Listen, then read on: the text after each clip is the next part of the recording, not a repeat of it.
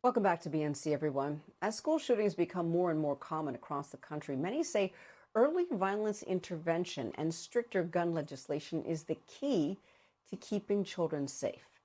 Well, joining me now to discuss this is Dr. Nina Agrawal, a child advocacy pediatrician who specializes in research regarding children's exposure to family and community violence, and also Stefano Da Fre, producer of the film The Day I Had to Grow Up, which follows young activists who lived through the Parkland shooting that happened in Florida. Thanks to both of you for joining me. Dr. Agrawal, I want to start with you. You've had years of research and advocacy. I'd like you to share what you've found in terms of helpful intervention policies.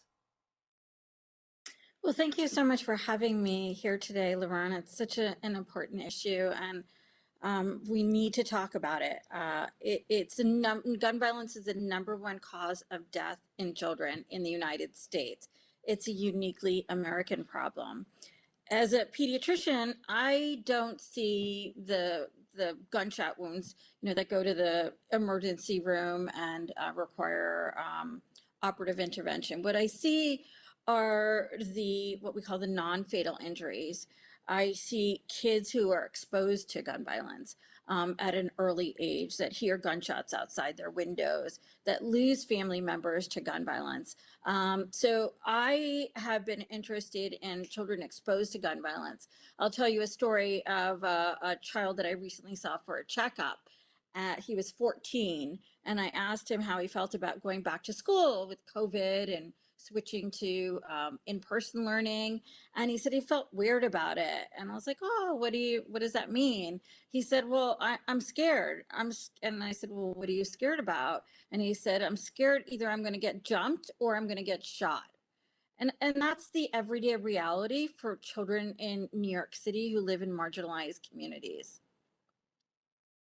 Yeah, you know what? Hearing that as a parent, every time I hear that, it just makes my stomach sink. You said something interesting there, that it's an American problem. But um, Stefano, I want to actually have you jump in here because you actually spent time with activists who lived through that traumatic event. They were able to turn their pain into purpose, which was so amazing and mature of them. Tell us about the insights that they shared with you. Well, I think, first of all, community programs. I mean, getting people that care about what you went through, that have experience, other people who have had uh, survivors of school shootings, people who have had lots of trauma that are able to direct their pain in a positive way. So, joining groups, mentorship, leaders, community programs. I think all of those things that they shared was that this is a national problem. We see it in Colorado. We're seeing it now in Michigan. We've seen it in Texas. We've seen it in my generation early on when we were talking about not just Parkland. It's something that has been going on for a very, very long time. These children want to have a safe America so that they don't walk into schools and have metal detectors and have some space to try to make a difference in this world. And so advocacy for them to be involved makes their activism have purpose. And it's so important to have purpose from the pain that you just experienced as a child. And they're children. They're saying the obvious. They just want to go to school. Dr. Agrawal, I'm going to get back to the point you said that this is an American problem. What is going on in this country that you're not seeing in other countries? Why is this happening here like this? We have more guns than kids in this country. We need to prioritize kids and not guns. I think I want to speak to Stefano's point about kids want to be safe and they need to be heard. And I definitely want to emphasize that in that, while the mass shootings hit the news, what's happening every day in New York City amongst my patients doesn't hit the news. What hits the news is, a 14-year-old shot, and then that's it. You don't hear about what his life was like, what his family is like, and how that affects his friends and his community, and how kids like that grow up in these communities and end up having to get a gun for survival. So I think the voices of Black and brown children need to be heard as well, because Black kids are 10 times more likely to die of a homicide from firearm than white children. So I just want to make the point that, while we say it's a uniquely American problem, Black children are most affected by it, not just the injuries, but it being exposed to it and then having to grow up in those environments and developing mental health problems, emotional problems, behavioral problems, and feeding the school to prison pipeline because they don't have other options.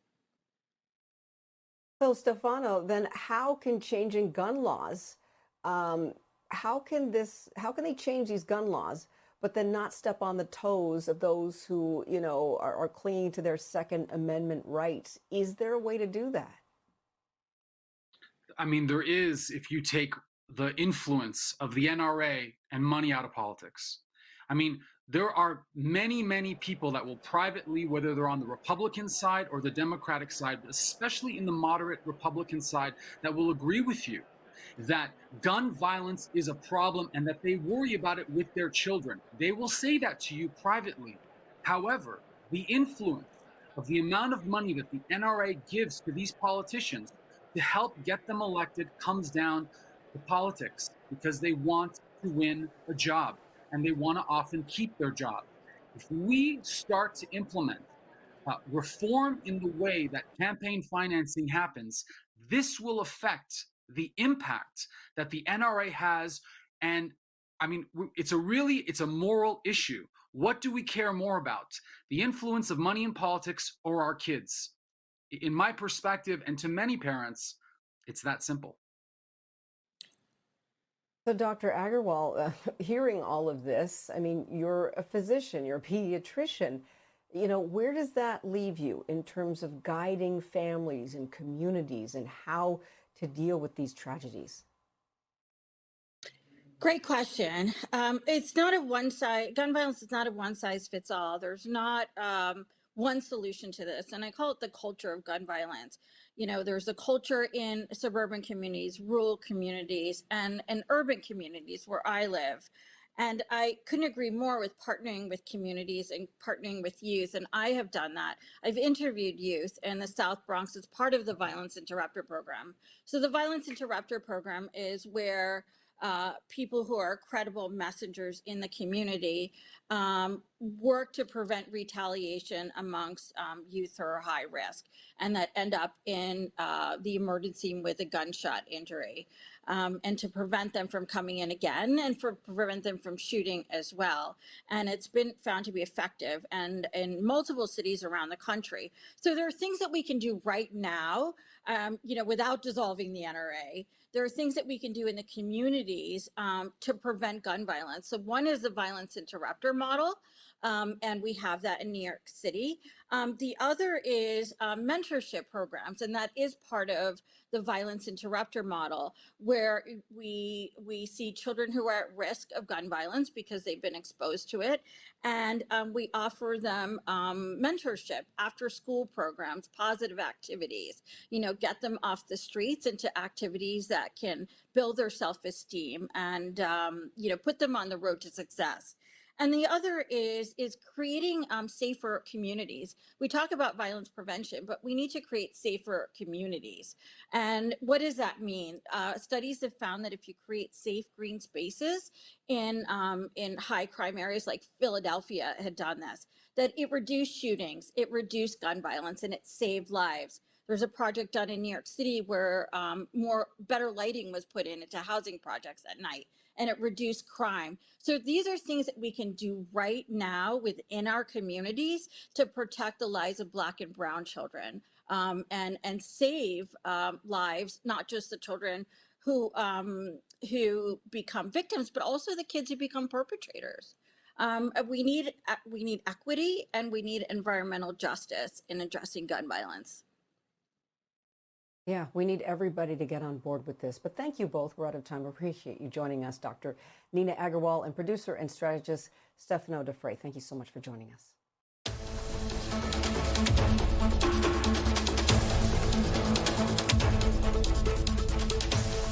Breaking news right now. Let's listen in. President Joe Biden delivering remarks on World AIDS Day.